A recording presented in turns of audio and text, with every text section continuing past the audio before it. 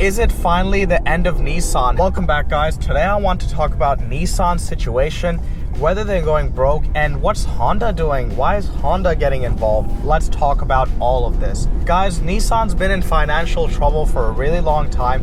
In fact, in the 90s, they were about to go broke, and then Carlos Ghosn came in and he subsequently turned the company around. They had the Renault partnership and merger, which gave them a bit of a lifeline. But in my view, guys, Nissan has been on a downward slope and it's just coming to light now, right? There were reports earlier from a senior executive in Nissan who said that Nissan had about 12 to 14 months to survive. They have debt which is maturing in about 12 months' time. They'll not be able to meet their debt obligations, and the public feels that way, and I think investors feel that way.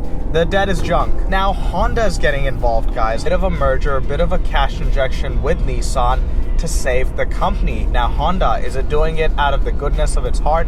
No, guys, Honda's not doing it out of the goodness of their heart. It's a wide held belief, especially inside of Nissan, that Honda has wanted to take it over for a long time. Now, many of the Nissan executives have been quoted as saying so or feeling so, and many people believe that Honda's found this time to get it done.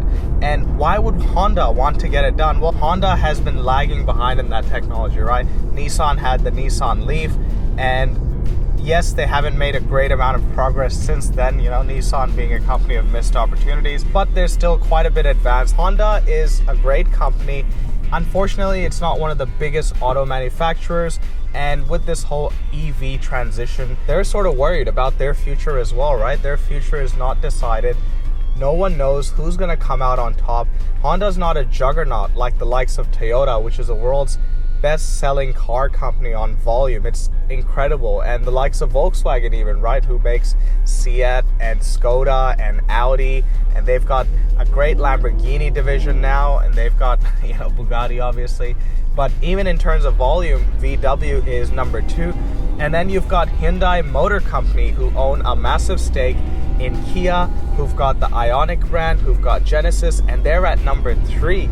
So Honda is not in that list, and especially in a lot of international markets, especially in Australia where I live, Honda is pretty much not in the game anymore, right? You don't really see Honda cars on the road. They sort of price themselves out of the market. So Honda, some would say, is in trouble as well.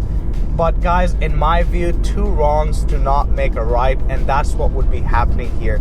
There's often in the market, there's this view that you could do a merger and get away from your mistakes and inject excitement into the company, right? And the stock price is showing that.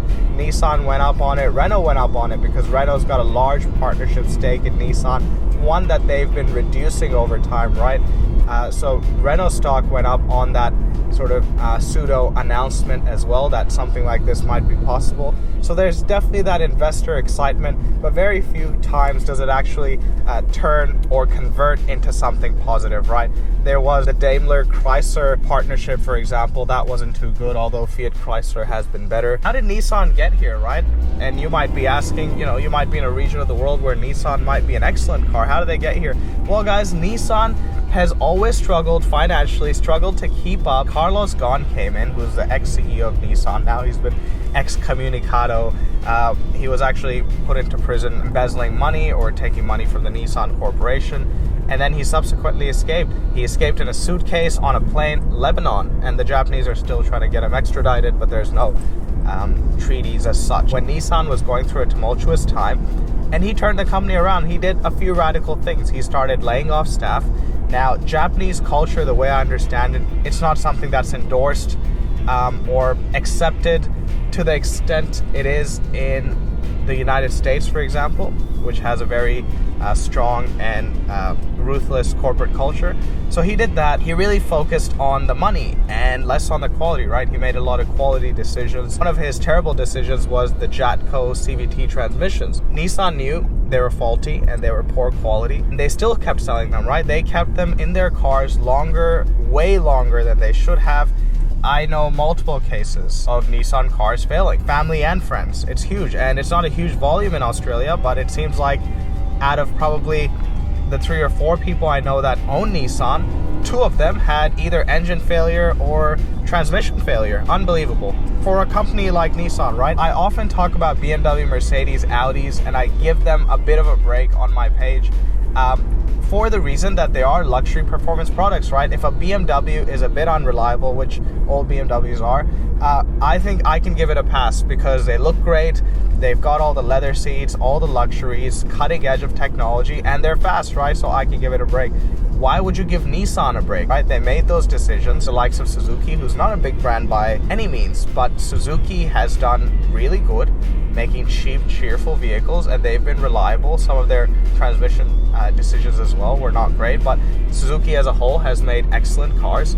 And then you've got the likes of Mazda, who have put a real solid effort in sort of competing with the Germans in a way. If you sit in a Mazda interior, it feels impeccable these days. Obviously, Honda's done well, and Toyota, as we all know, Toyota's been on a massive run. It's the MVP. Nissan's here.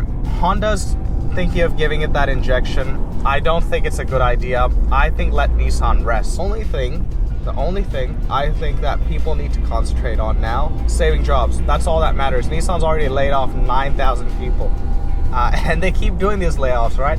And that's why I've got such a problem with them being safe, because they've been doing these layoffs consistently. Things they need to focus on now is people they've sold cars to and the help that they're going to get once Nissan is gone, right? That's focus number one. Focus number two is saving the workforce and making sure that they're re-entrenched, that they're put into other jobs in the automotive sector, and that they're taken care of. Because when a big company like this falls, lives are impacted, and that's not a positive thing ever. We're all people, and you've got families and stuff. So I think that's the two things that Nissan needs to worry about, and I think otherwise the time is done for Nissan. It's game over, and I think Honda should just let this one rest, make their own EV division. Batteries aren't tough, electric motors aren't tough. Get it going. They don't need Nissan. I'll catch you next time.